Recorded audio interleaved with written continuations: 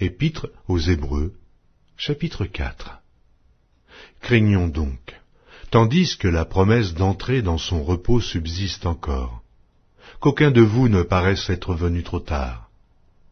Car cette bonne nouvelle nous a été annoncée aussi bien qu'à eux, mais la parole qui leur fut annoncée ne leur servit de rien, parce qu'elle ne trouva pas de la foi chez ceux qui l'entendirent. Pour nous qui avons cru, nous entrons dans le repos selon qu'il dit « Je jurai dans ma colère, ils n'entreront pas dans mon repos ».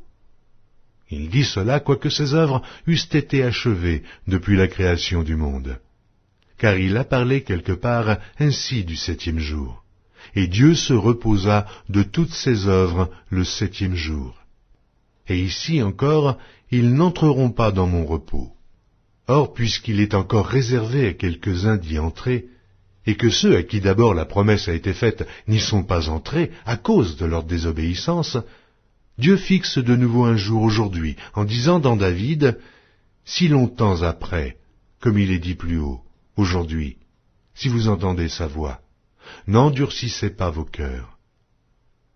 Car si Josué leur eût donné le repos, il ne parlerait pas après cela d'un autre jour. Il y a donc un repos de Shabbat réservé au peuple de Dieu.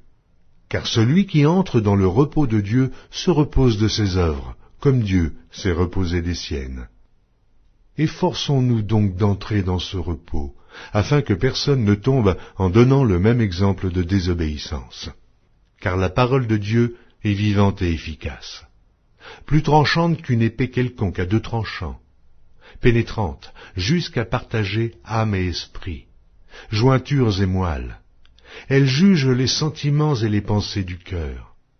Nulle créature n'est cachée devant lui, mais tout est à nu et à découvert aux yeux de celui à qui nous devons rendre compte.